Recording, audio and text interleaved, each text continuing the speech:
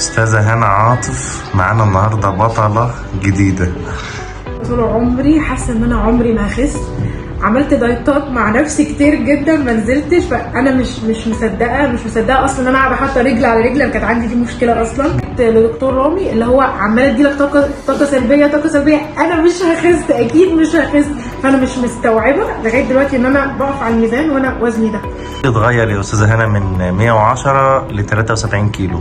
لا نفسيتي انا كنت حد مكتئبه جدا ومتضايقه جدا ان انا بحاول، بس كنت بحاول في طريق غلط وبحاول مع نفسي. انا بقول لكل الناس يا جماعه ما تحاولوش تعملوا الدايت مع نفسكم، لان انا حاولت لما عملت دايت مع نفسي ده جاب لي امراض تانية، انيميا بقى وتكسير دم وبلا بلا بلا حاجات كتير قوي.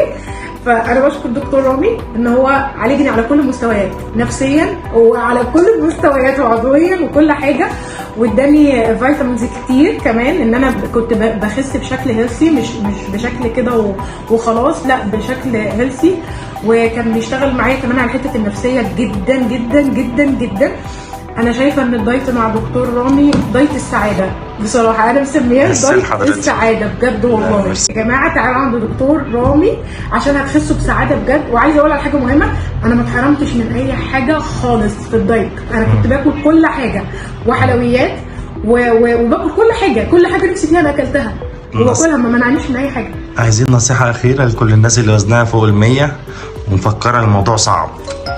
تعالوا يا جماعه بجد عند دكتور رامي، الموضوع مش صعب. لو مع دكتور رامي هو مش صعب، لكن لو مع نفسكم هيبقى صعب جدا ومرهق جدا. انا كنت بجيب دايتات من على النت، فكان الموضوع ارهقني وتعبت جدا. دكتور رامي بيحط لكم البرنامج الغذائي اللي بيناسب جسم كل حد وعلى حسب حاله كل حد.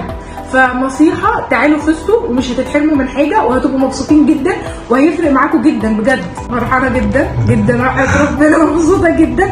حاسه ان انا سخنت في السن بصراحه، يعني شغلت اني كام، بس ما شاء الله حاسه ان انا سخنت في السن. انا الاول كنت حاسه لا وبمشي بالعافيه ومش بقدر حتى اصلي، فالموضوع كان بالنسبه لي مرهق.